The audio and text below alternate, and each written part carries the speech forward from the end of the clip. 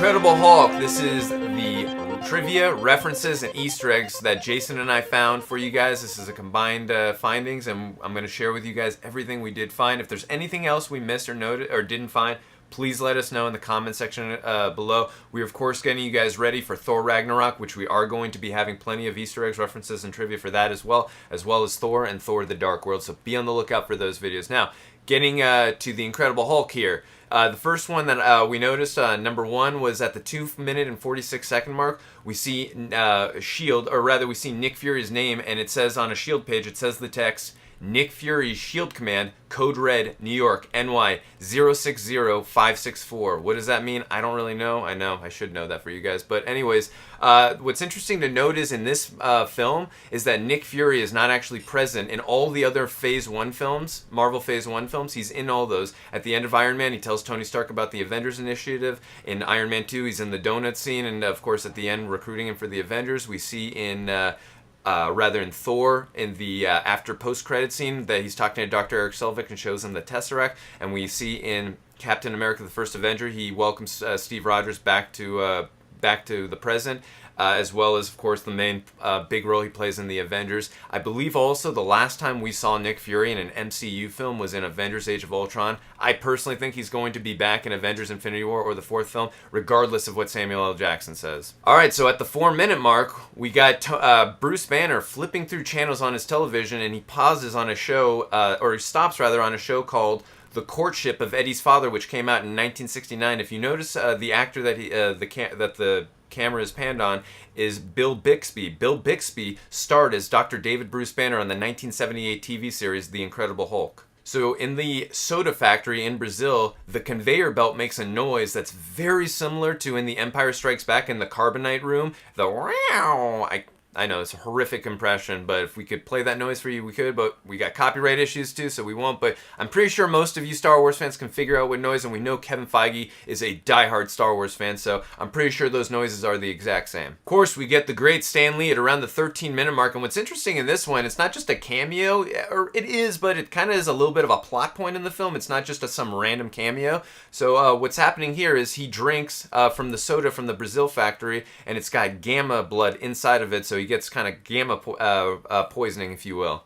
Going back to Stan Lee again, we get Stan Lee's Pizza. This is, of course, a reference back to Stan Lee. So we got the great Lou Ferrigno as the security guard saying, "God bless you, brother."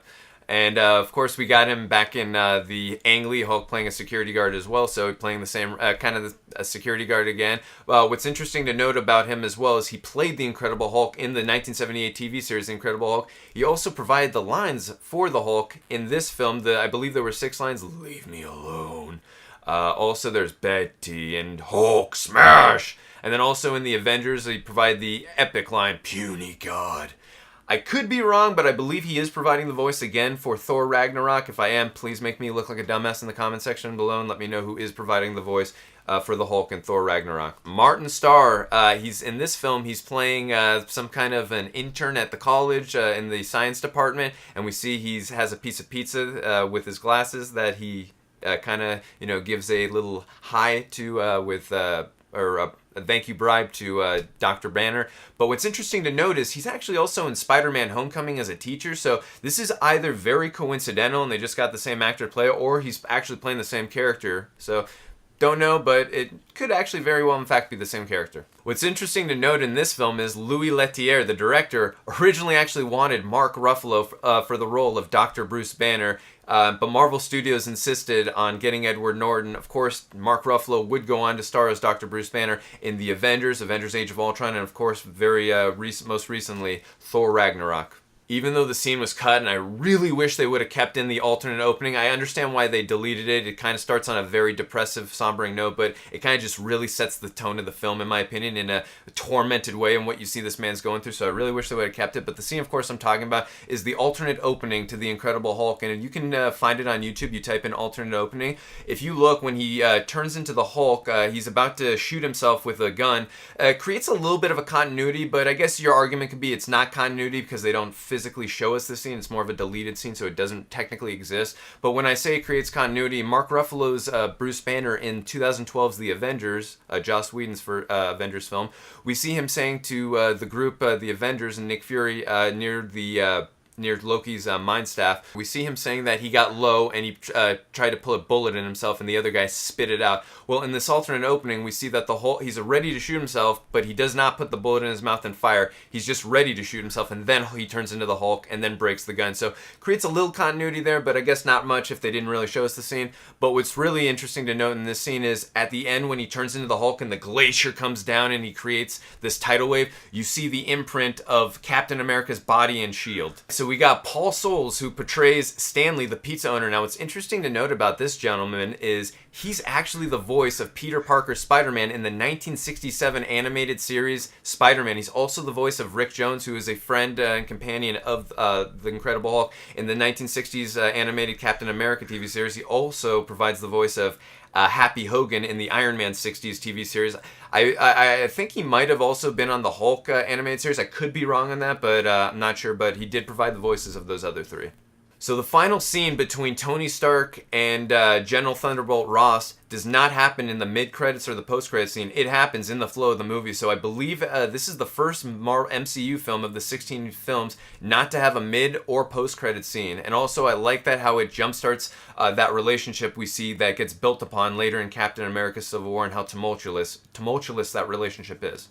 So at around the 1 hour and 4 minute mark, we see the Hulk is battling the military at Culver University. What's interesting to note in this scene is we see two students filming it, and we know that later in Iron Man 2, when he's going through the SHIELD papers and the Avengers initiative, we see that it's in the background, that exact footage of the news and what they were filming. What's interesting, though, is those two students' name, Jack Mcgee and Jim Wilson. Now, Jack Mcgee was in the 1978 TV series The Incredible Hulk. He's a tabloid reporter that always tries to track down the Hulk. Jim Wilson is a character from the comics who's an orphan boy who befriends the Hulk.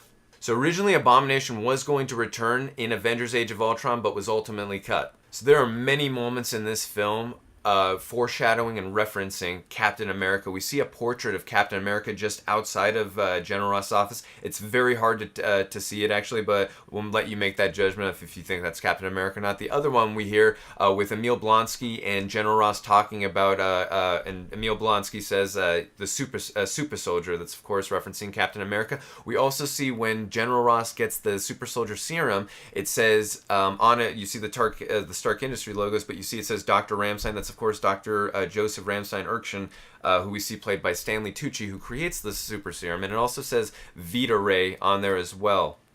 So around the 1 hour and 9 minute mark, we see Dr. Bruce Banner is emailing Mr. Blue, and at the same time, Betty is purchasing the truck. What's happening here, though, is the email is being tracked through the Strategic Homeland Intervention Enforcement and Logistics Division database, also known as SHIELD.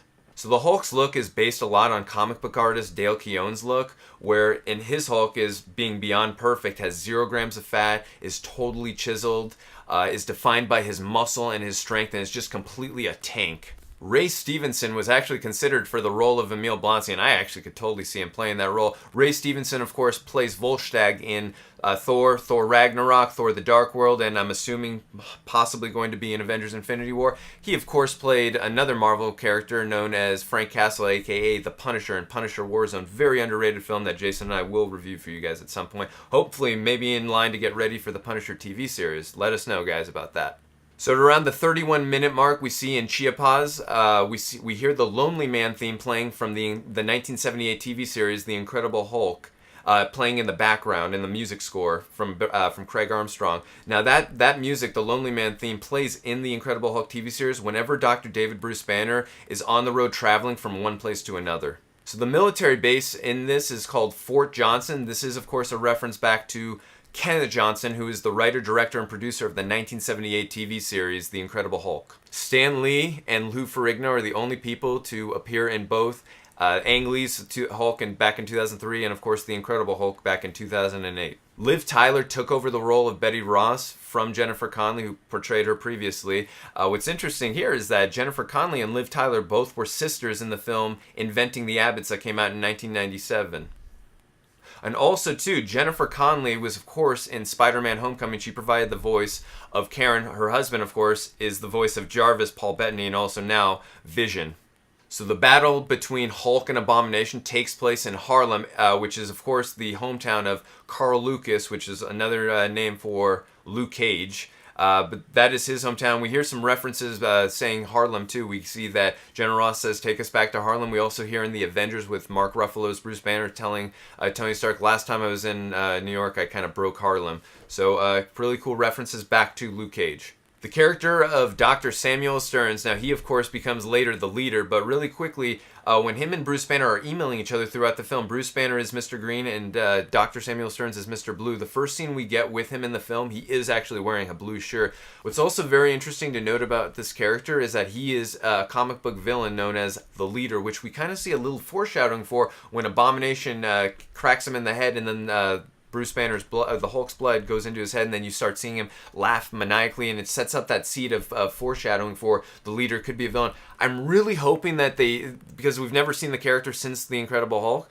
I'm really hoping they go back to the character, if not in Avengers Infinity War or the fourth film, because I know Thanos is going to be bringing his children, the Black Order, Corvus Glaive, Proxima Midnight, Ebony Maw, and the Black Dwarf. I don't believe Supergiant's going to be in there, but I really would like to see the Leader come back, and if not in Infinity War or the fourth Avengers film, I'd like to see the Leader come back maybe at some point after that then, because I think this could be a really interesting and cool villain because he's such a tragic villain too from what you see from this character.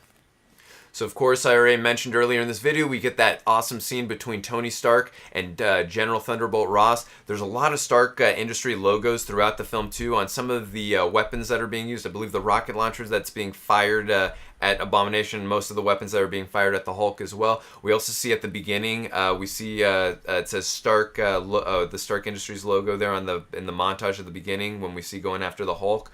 We also see when General Thunderbolt Ross is grabbing the Super Soldier Serum, which I had mentioned earlier, that said Dr. Ramstein. You see on the top of it does say Stark Industries logo, which of course his father helped Dr. Ramstein with the serum. So it makes sense that Stark Industries is the holders of that serum. This one is actually a really fun one. So when Abomination, whenever he's hitting people out of the way before he battles the Hulk, if you really pay attention closely, that's actually a bunch of Ben Stiller lookalikes, and it's actually the character that Ben Stiller plays from the Night Museum. So it's just a bunch of multiple Ben Stillers from Night Museum. It would have been funnier if they would have done Agent Smith from Matrix Reloaded, but I guess they felt Night of the Museum was more appropriate.